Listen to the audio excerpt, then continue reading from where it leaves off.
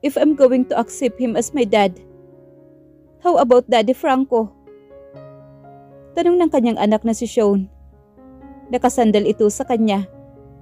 Nilalaro niya ang buhok ng anak. Do you like to have two dads? Mahinahon na tanong niya sa anak. Franco will always be daddy to you, Sean. But you said that my real daddy is there in heaven. I'm sorry for lying to you. Nakaramdam naman siya ng guilt dahil sa ginawa niyang kasinungalingan sa anak. But you said that lying is bad thing, Mommy. Then you lie to me? Napabuntong hininga naman siya. Minsan anak, kailangan nating magsinungaling. Dahil yun ang naiisip nating yun ang nakakabuti. Napaangat ito ng mukha sa kanya at kunot ang noo nito. Hindi ko po maintindihan, Mommy. Litong-litong tanong naman ito. Sean, I'm sorry baby. Naramdaman niya ang pangilid ng kanyang mga luha. But your daddy, Paulo, he loves you. He always does. He brought you a toys. Can't you see? Kinusot niya ang buhok ng anak. Napatunghay pa rin ito sa kanya. Naaalala mo ba na nakipaglaro siya sa'yo doon sa swimming pool at tinuruan ka pa niya kung paano mag-dribble ng bola? Napatitig naman ito sa kanya. Dahil po siya ang tunay kong daddy. Napatango naman siya. Then, I have to love him also, Mommy. Niyakap niya ang anak. Thank you, baby. Sunod-sunod ang pagtungga ni Paulo ng alak. Ilang araw na siyang ganito. Hindi naman siya naglalasing. Gusto lang niyang makalimot sa lahat ng sakit na pinapasa niya ngayon. Hindi niya alam kung paano pauwiin ang mga panahon na nawala sa kanya. Paano siya makikipagkumpetensya kay Franco? Masyadong napalapit dito ang mag-ina niya. At hindi niya alam kung paano bawiin mula dito ang dalawang tao na mahalaga sa kanya. Hindi na pala niya mababawi si Danica mula kay Franco. Dahil mahal na nito si Danica at ganun din si Danica. Pero sana naman may pag-asa pa siya sa kanyang anak. Kasalanan naman niya kasi isa siyang tanga. Ang tanga-tanga niya. Sa talino niya pero napakatanga pala niya. Kung mabibigyan lang sana siya muli ng pagkakataon. Kaya naman niyang bumawi sa mga ito kahit habang buhay pa. He need his wife and son. Mahabang panahon niyang hinintay na bumalik si Danica. Marami siyang gustong sabihin dito at ipaliwanag dito ang lahat. Pero mukhang wala na siyang chance. Mukhang mahal na nito si Franco. Pati na si Sean. Mahal din si Franco. Tumungga muli siya ng alak. Mahal na mahal niya ang kanyang mag-ina. Mahal na mahal niya si Danica. Sa buong buhay niya, wala pa siyang minahal na tulad ng pagmamahal niya kay Danica. Napatigil siya nang bumukas ang pintuan ng bar na mansyon nila. Si Aling Sasha ang iniluwan ng pintuan. Senyorito Paulo, may bisita po kayo. Wika naman ni Aling Sasha. Sino po Aling Sasha? Wala siyang panahon ngayon para humarap sa kahit sinong bisita. Si Danica po, kasama ang anak niya. Sandali siyang napatanga sa sinabi nito. Saka gumaan bigla ang kanyang pakiramdam. Nandito ang mag-ina niya. Pinuntahan siya ng kanyang mag-ina. Uuwi na ba ang mga ito sa piling niya? Daddy? Nakangiting sambit naman ni Sean nang nakita siya nito. Napatakbo naman ito sa kanya. Pa-squat naman siya at hinintay ang paglapit ng anak. Hinintay ng mga bisig ni Paulo ang kanyang anak. Nang tuluyan na itong nakalapit sa kanya. Agad itong yumakap na sinuklian naman niya. Mahigpit niyang niyakap ang anak. Napatulo naman ang kanyang luha dahil ito sa sobrang kaligayahan na kanyang nadarama. You're crying, Daddy? Nakangiting sabi naman ni Sean nang napatingin ito sa mukha niya. Dapat ang lalaki hindi umiiyak, Daddy. Napangiti naman siya sa sinabi ng anak. Naamoy nito ang amoy alak niyang hininga. Kinarga niya ang anak. It's okay. Okay lang naman na umiyak ang lalaki, hindi ba? Paminsan-minsan. Ani naman niya sa anak. Yumakap sa leeg niya ang anak. Thank you. Mahinang sabi niya kay Danica. Nang bahagya na itong nakalapit sa kanila ni Sean. Ngumiti lang sa kanya ang asawa. Pinigilan lang ni Danica na mapatulo ang luha sa nasaksihang eksena. Si Sean ang nagpumilit sa kanya na puntahan ang daddy nito. Namimiss daw nito ang daddy nito at gusto nitong bumawi sa mga araw na hindi nito pinapansin ang anak. Damang-dama naman niya ang kasiyahan ni Paulo. Siguro magiging mabuti din itong ama kahit hindi na sila. Kaya naman nilang gampanan pareho ang pagiging mabuting magulang sa kanilang anak kahit pa separated na sila. Nasa may kwadro sila ngayon. Agad silang ipinasyal ni Paulo dito. Halata sa mukha ni Sean ang excitement habang nakatingin sa mga kabayo. Mukhang namana ng kanyang anak ang hilig niya sa mga kabayo o kahit na anong bagay dito sa hasyenda. Nangingilid ang kanyang mga luha habang hinahaplos ngayon ang katawan ng pinakamamahal niyang alaga na si Wesley. Dahil sa katandaan, kaya medyo mahina na si Wesley. Naalala mo pa kaya ako, Wesley? Madalas tayong umakyat noon sa bukirin bahagi ng hasyenda habang nakasakay ako sa likod mo. Ang dami natin pinagdaanan na dalawa. Magkasama tayo lagi saan man ako magpunta dito sa loob ng hasyenda. Umulan man at umaraw.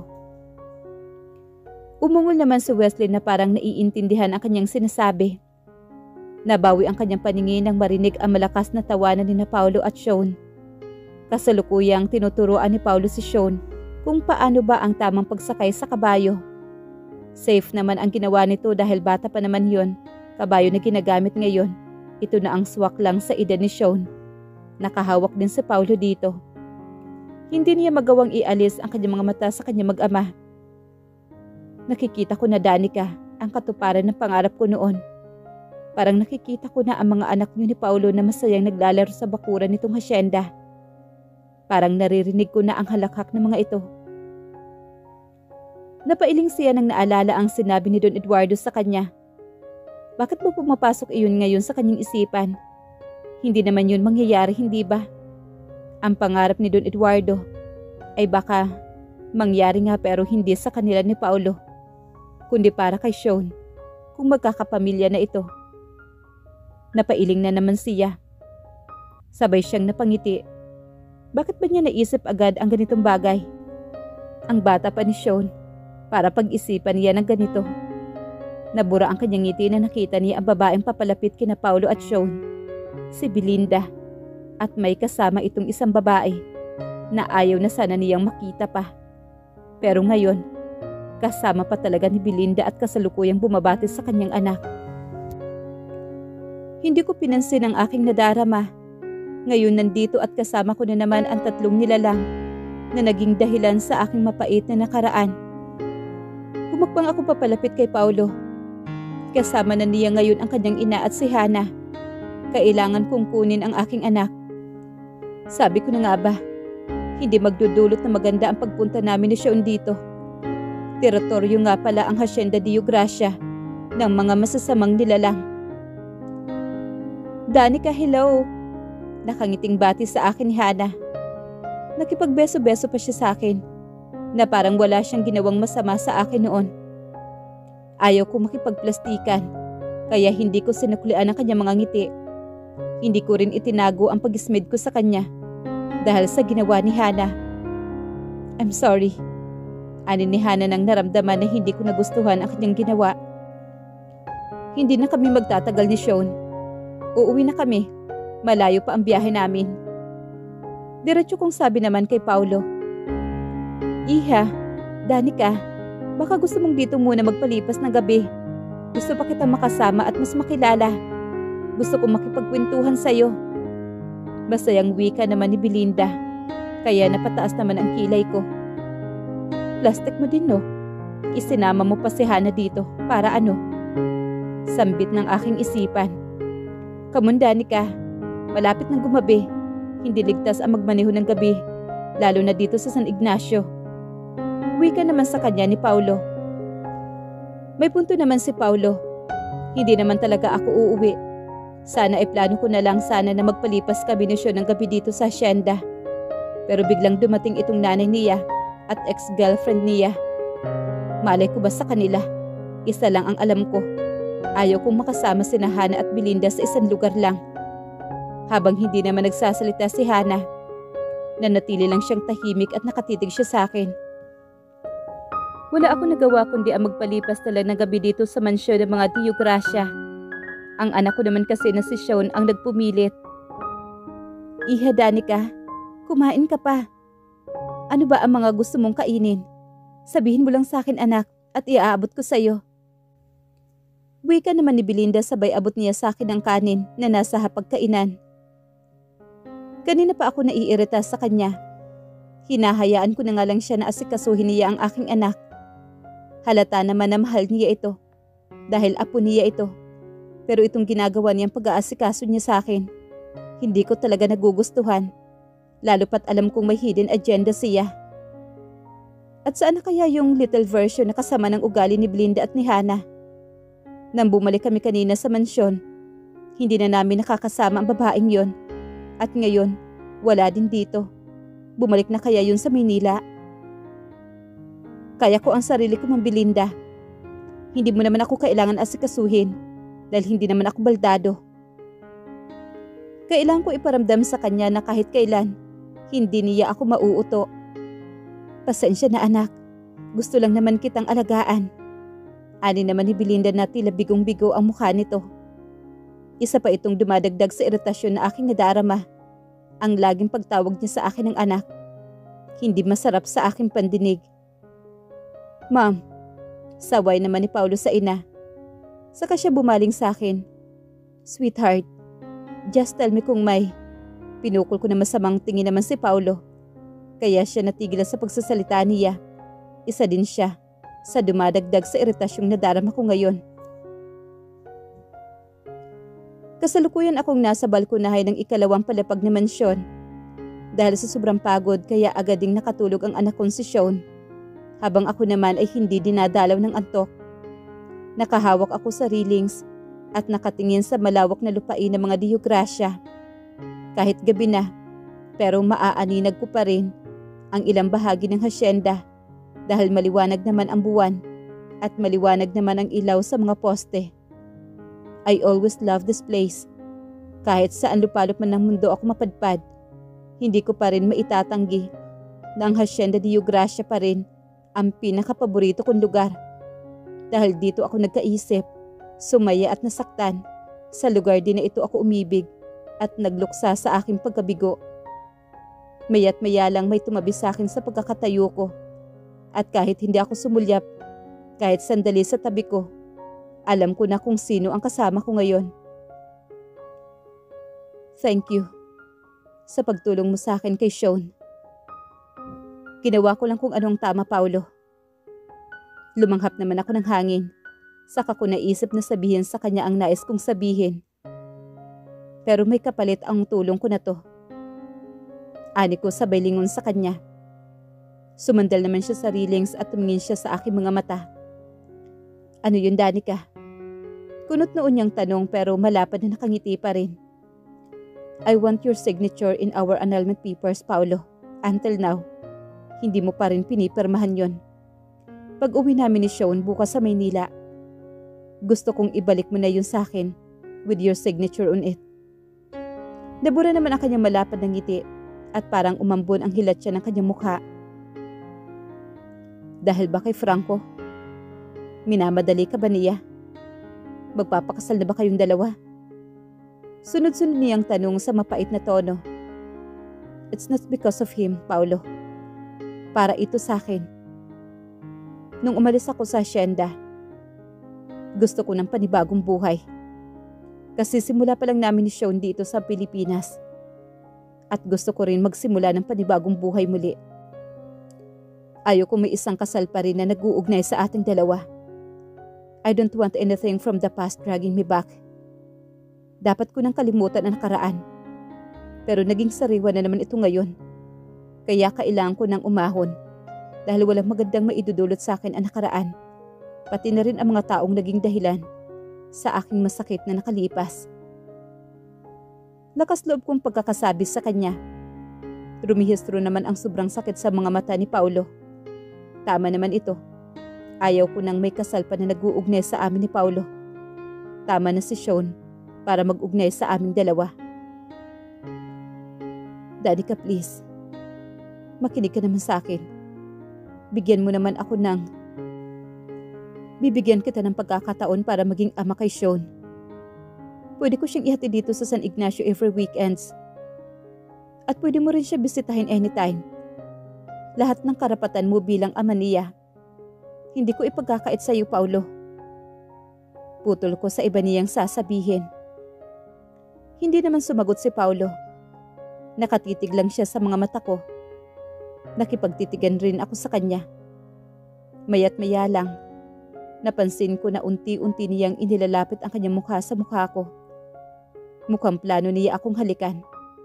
Pero bago pa niya tuluyang maisagawa ang kanyang plano, agad akong dumukwang. At lakas loob akong muling napatingin sa kanya. Basang-basa ko ang frustration sa kanyang mga mata. Inaasahan ko ang cooperation mo, Paulo. Nagawa ko na ang part ko na tumulong sa iyo para kay Sean. Sana gawin mo rin ang part mo. Madiin kong pagkakasabi naman sa kanya. Saka ko naisipan na iwanan na siya. Hindi ko pinansin ang ilang beses na pagtawag niya sa aking pangalan. Nagsimula na kasing namasa ang aking mga mata. Walang hiya. Ang lakas ng loob niya para maisipan na halikan ako. Tama ng isang beses na napadala ko ng damdamin ko sa kanya.